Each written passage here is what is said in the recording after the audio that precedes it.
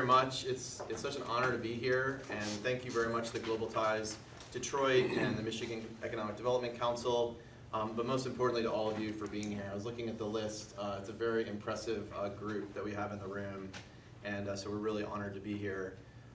It's also a real honor for us to host APEC meetings in Detroit these couple of weeks. We started last week where we had the Transportation Ministerial meeting.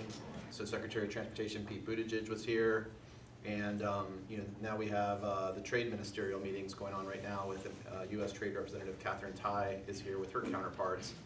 And there's a handout here in the package that explains what APEC is if you're not familiar with it.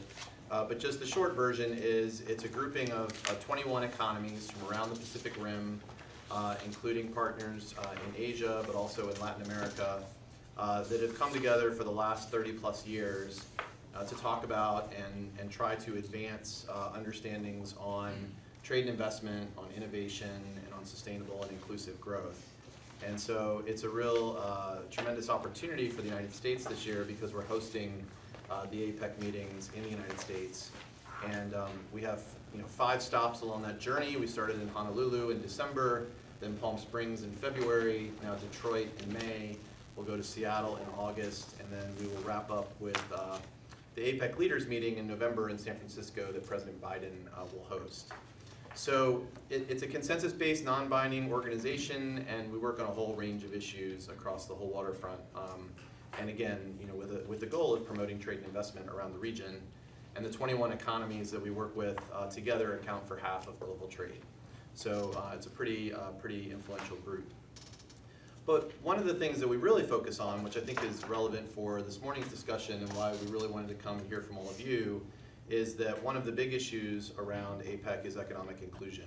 It's making sure that, for example, small and medium-sized enterprises are right at the forefront of what we're trying to do. It's one of the only international organizations that I know of that has a small and medium-sized enterprise ministerial that our Department of Commerce hosts, and Pam may talk about that a bit more. But it's really a tremendous place where we do put SMEs and SMEs access to supply chains and things right at the forefront of the agenda. Also on inclusion, it's a place where the U.S. is very proud of our legacy. The last time we hosted in 2011, that we launched work on women's economic empowerment to demonstrate that when women are able to fully participate in economies around our region, our economies are more prosperous, and that's an important part of what we want to try to accomplish in APEC. So we also are one of the only international organizations that has a Women in Economy ministerial level meeting, which we'll also have in August. And this year, interestingly, we're going to have a day of overlap between the Women in Economy Forum and the Small and Medium-Sized Enterprise Ministerial because of a lot of the unique issues that face women-owned small and medium-sized businesses. But inclusion, is more broad than that, obviously. We really want to work to do whatever we can to advance underrepresented groups across our country and across the region, and make sure that everybody has access to supply chains, access to markets.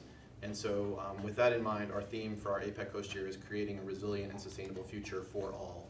And as Ambassador Tai said at an event last night, it's really the for all part that's the important piece, because of wanting to make sure that we're able to lift up all our communities together.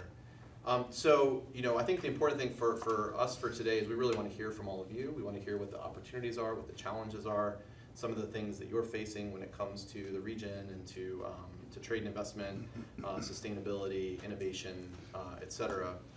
Because the input you give us can help inform our work. I've said in many other settings around the country that APEC, yes, I'm from the State Department and I'm a career diplomat, and APEC is a diplomatic engagement, but if it's not lifting up communities around our country, then it's not worth anything.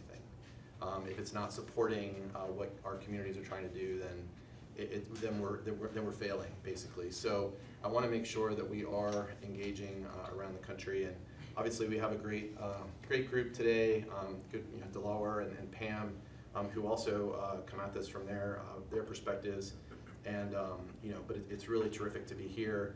We do hope, I think on the sheet there's also We have a LinkedIn page for our APEC host year, which we really want to make sure that people are able to follow what's going on through that. We have an internet website, that we want to make sure people are able to follow, because we do want to make sure this is a journey that we can all go on together as we go through the year and beyond this year. So